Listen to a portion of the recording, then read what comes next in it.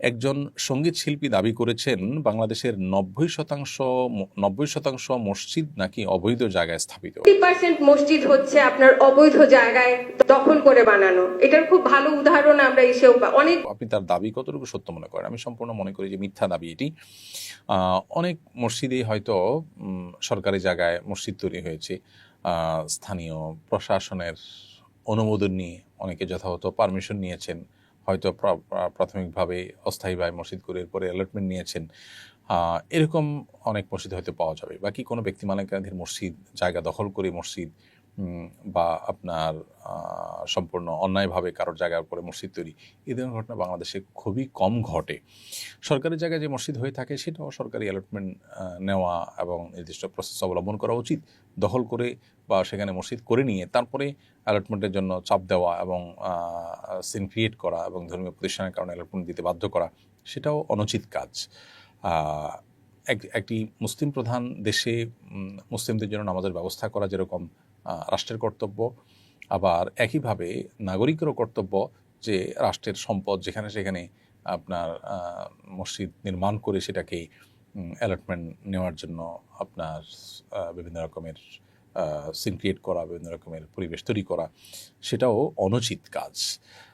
এসব কিছু আপন জায়গায় ঠিকই আছে, কিন্তু এই ব্যক্তি যেটা দাবি করেছেন যে বেশিরভাগ মসজিদগুলো বা 90% মসজিদ এরকম, এটা মানে এত বড় মিথ্যাচার যে আসলে তার বিচার হওয়া উচিত এবং তাকে বাধ্য করা উচিত প্রমাণ দিতে।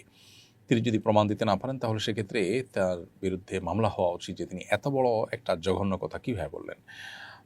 আমরা যেখানে বসবাস করি আমাদের আশপাশের 10টা মসজিদকে আমরা যদি খোঁজ খবর নেই তাহলে এই 10টা মসজিদের 9টাই অবৈধ জায়গায় তৈরি হয়েছে এরকমটি কেউ কি আমরা জানি, কেউ কি আমরা মানে এরকমটি বাস্তবতায় দেখি?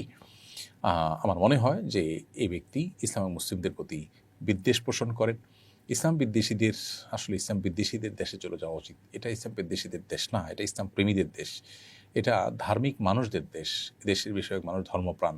অতএব এ ধরনের কথা যারা বলেন তারা মূলত ইসলাম এবং মুসলমানদের প্রতি বিদ্বেষ লালন করছেন। এই মাটিতে বসে, ধার্মিকদের মাটিতে বসে ধর্মের ব্যাপারে এই যে বিদ্বেষ চর্চা, এই যে মিথ্যাচার, যারা আসলে ইসলাম বিদ্বেষী হয়ে থাকে তারা যে মিথ্যাবাদীও হয়ে থাকে, এই উক্তিটি বোধহয় তার একটা প্রমাণ হয়ে থাকবে।